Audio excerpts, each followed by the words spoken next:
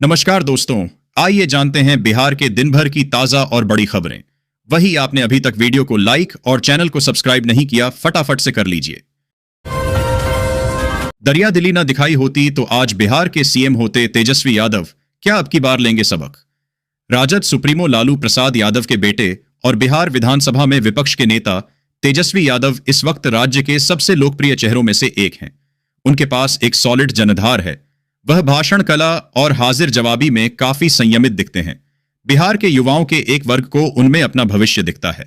हालांकि तेजस्वी यादव के आलोचकों की भी कमी नहीं है। एक वर्ग कहता है कि उनको विरासत में राजनीति मिली है। उन्होंने अपने दम पर ऐसा कुछ नहीं किया है जिससे कहा जा सके कि वह बिहार के बड़े नेता हैं। पटना नमस्ते करते सीएम नीतीश कुमार का हाथ बगल में बैठे मंत्री ने कर दिया नीचे। वीडियो बिहार के मुख्यमंत्री नीतीश का एक और वीडियो सामने आया है। इस वीडियो में नीतीश कुमार फोटोग्राफी सेशन के दौरान नमस्ते करते हुए दिख रहे हैं, लेकिन इस बीच उनके बगल में बैठे मंत्री विजेंद्र यादव ने नीतीश कुमार के हाथ को नीचे कर दिया। बिहार विधानसभा बजट सेशन 2025 का आज आखिरी दिन था। इसी दौरान बिहार के मुख्यमंत्री नीतीश कुमार विधान परिषद के सदस्यों के साथ फोटो खिंचवा रहे थे। फोटोग्राफी के दौरान जब सभी मंत्री पोज देकर बैठे थे, तभी नीतीश फोटोग्राफरों का अभिवादन करने लगे। नीतीश कुमार हाथ उठाकर फोटोग्राफरों को नमस्ते करने लगे। बिहार में आरजेडी और कांग्रेस ने अपने गठबंधन में पड़ी दरार कैसे मिटाई, पढ़ें इनसाइड स्टोरी। आगामी बिहार विधानसभा चुनाव में कांग्रेस लालू प्रसाद यादव की अगुवाई वाले राष्ट्रीय जनता दल आरजेडी के साथ मिलकर चुनाव लड़ेगी। कांग्रेस पार्टी की ओर से मंगलवार को यह ऐलान किया गया है और इसके बाद बिहार में पार्टी की ओर से अकेले चुनाव लड़ने की तमाम अटकलों पर विराम लग गया है। लेकिन इस दौरान एक समय ऐसा भी आया था जब कांग्रेस और आरजेडी के आपसी रिश्ते काफी खराब हो गए। तेजस्वी यादव के साथ कांग्रेस का गठबंधन होता है तो बिहार चुनाव को लेकर रॉबर्ट वाड्रा का बड़ा बयान। बिहार में विधानसभा का चुनाव होने वाला है और गठबंधन को लेकर कांग्रेस महासचिव एवं सांसद प्रियंका गांधी वाड्रा के पति रॉबर्ट वाड्रा ने बड़ा बयान दिया है। गुरुवार 27 मार्च 2025 को आईएएनएस से वाड्रा ने कहा कि यूपी बिहार जैसे राज्यों में कांग्रेस की स्थिति सुधारने के लिए पार्टी को लोगों के बीच रहना चाहिए, उनकी समस्याएं सुननी चाहिए और उसका समाधान निकालना चाहिए। साथ ही जो वादे किए जाते हैं उन्हें पूरे करने चाहिए। गौपालन बिहार में गाय पालने वाले खुश हो जाइए, 525 रुपए वाली स्कीम से हो जाएंगे मालामाल। पशु एवं मत्स्य संसाधन विभाग के गव्य निदेशालय द्वारा दुधारू मवेशियों के लिए पशु बीमा योजना शुरू की गई है। इस योजना में आवेदक पशुपालक को बीमा के किस्त का सिर्फ 25% भुगतान करना होगा, जबकि 75% भुगतान सरकार करेगी। बीमा की अधिकतम राशि 60,000 रुपए है और यह 1 साल के लिए होगा। योजना का उद्देश्य गंभीर बीमारियों से पशुपालकों को आर्थिक सुरक्षा प्रदान करना है। गौपाल एक शिक्षिका को दिल दे बैठे थे। टीचर और प्रिंसिपल लव ट्रायंगल में सुपारी देकर कराया। बिहार के दरभंगा जिले में कुशेश्वरस्थान थाना क्षेत्र के एक स्कूल में कार्यरत सहायक शिक्षक की हत्या का मामला सामने आया है। जांच में पता चला है कि हत्या की वजह एक प्रेम प्रसंग था। स्कूल के प्रधानाचार्य ने ही शिक्षक की हत्या के लिए सुपारी दी थी। पुलिस ने इस मामले में 7 लोगों को गिरफ्तार किया है। भ्रष्टाचार के आरोप में रानीगंज के अंचलाधिकारी निलंबित, विभागीय कार्रवाई भी शुरू। दाखिल खारिज के मामले में अपने और अपने एक परिचित के बैंक अकाउंट के माध्यम से रुपए लेने के आरोप में अररिया जिले के रानीगंज के अंचलाधिकारी को निलंबित कर दिया गया है। इसके साथ ही उन पर विभागीय कार्रवाई शुरू कर दी गई है। यह कार्रवाई राजस्व एवं भूमि सुधार मंत्री संजय सरावगी के निर्देश के बाद की गई है। निलंबन अवधि के लिए अंचलाधिकारी का मुख्यालय, आयुक्त का कार्यालय पूर्णिया प्रमंडल पूर्णिया निर्धारित किया गया है। बिहार की youngest senior deputy collector Tata company में लाखों की जॉब ठुकराकर बनी बीपीएसएससी टॉपर। यूपीएसएससी बीपीएसएससी प्रतियोगिता परीक्षा की तैयारी कर रहे परीक्षार्थियों को टॉपर्स की स्टोरी जरूर पढ़नी चाहिए। इस कड़ी में एक प्रेरणादायक कहानी, मोटिवेशनल स्टोरी बिहार में सीनियर डिप्टी कलेक्टर अपेक्षा मोदी की है। अपेक्षा मोदी बहुत कम उम्र में सीनियर डिप्टी कलेक्टर के पद पर तैनात हैं। हालांकि उनकी इस सफलता के पीछे काफी लंबा संघर्ष रहा है। पटना हाईकोर्ट का फैसला, दोबारा नहीं होगी बीपीएससी 70वीं पीटी। री एग्जाम की मांग वाली याचिका खारिज। बीपीएससी 70वीं पीटी परीक्षा दोबारा नहीं होगी। पटना हाई कोर्ट से शुक्रवार को कैंडिडेट्स को झटका लगा है। कोर्ट ने री एग्जाम की याचिका खारिज कर दी है। गुरु रहमान ने कहा कि हमारे पास परीक्षा में धांधली के सबूत हैं, हम जल्द सुप्रीम कोर्ट जाएंगे। कैंडिडेट्स ने कहा, 101 दिन से हम पटना के गर्दनीबाग में प्रदर्शन कर रहे हैं, हमने कोर्ट को सभी सबूत दे दिए थे, हम अब सुप्रीम कोर्ट जाएंगे। हाई कोर्ट ने पिछले हफ्ते प्रारंभिक एग्जाम रद्द करने और दोबारा कराने की मांग वाली याचिका पर सुनवाई पूरी कर ली थी। हाई कोर्ट के कार्यकारी चीफ जस्टिस आशुतोष कुमार और जस्टिस पार्थ सारथी की बेंच ने 19 मार्च को अपना फैसला सुरक्षित रख लिया था। जस्टिस पार्थ सारथी की बेंच ने 19 मार्च को अपना फैसला सुरक्षित रख लिया था। चारा घोटाले में 28 साल बाद रिकवरी सम्राट चौधरी बोले, लालू यादव हों या कोई और संपत्ति जब्त कर खजाने में भरा जाएगा। पैसा बिहार विधानसभा चुनाव से पहले राज्य सरकार का एक बड़ा बयान आया है। बिहार के डिप्टी सीएम सम्राट चौधरी ने कहा है कि राज्य सरकार चारा घोटाले में डकार गए 950 करोड़ रुपए की राशि दोषियों से रिकवरी करेगी और इसे सरकार के खजाने में डालेगी। गौरतलब है कि बिहार के पूर्व मुख्यमंत्री और आरजेडी अध्यक्ष लालू यादव चारा घोटाले में दोषी करार दिए गए हैं। बिहार के डिप्टी सीएम सह वित्त मंत्री सम्राट चौधरी ने कहा कि चारा घोटाला से जुड़े लोगों की संपत्ति जब्त की जाएगी। 950 करोड़ के घोटाले की राशि जब्त कर उसे सरकारी खजाने में डाला। बिहार में मुखिया बनने के लिए जरूरी है क्रिमिनल केस होना, सुप्रीम कोर्ट में जज साहब ने कही बड़ी बात। सुप्रीम कोर्ट ने बुधवार को कहा कि यदि आप पर कोई आपराधिक मुकदमा न हो तो आप बिहार में मुखिया का चुनाव भी नहीं जीत सकते हैं। शीर्ष अदालत ने आपराधिक मामले में बिहार के एक मुखिया की अग्रिम जमानत याचिका खारिज करते हुए यह टिप्पणी की है।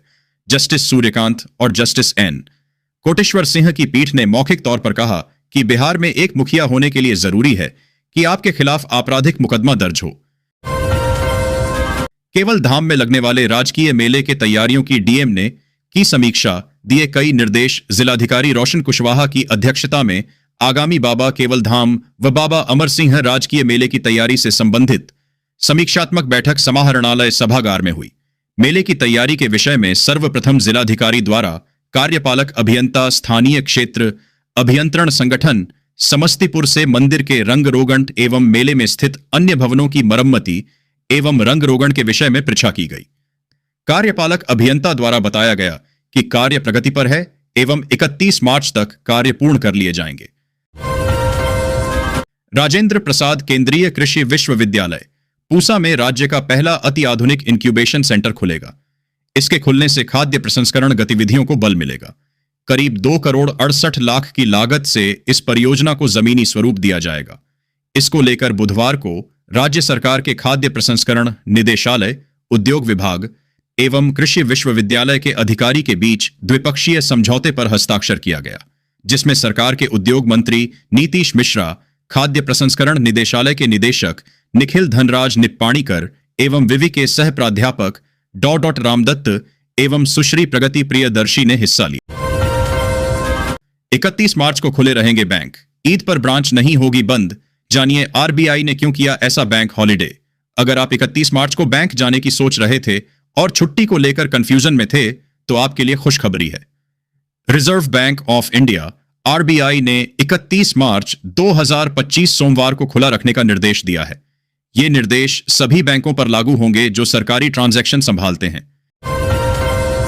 बिहार में मुखिया बनने के लिए जरूरी है क्रिमिनल केस होना, सुप्रीम कोर्ट में जज साहब ने कही बड़ी बात। सुप्रीम कोर्ट ने बुधवार को कहा कि यदि आप पर कोई आपराधिक मुकदमा न हो तो आप बिहार में मुखिया का चुनाव भी नहीं जीत सकते हैं।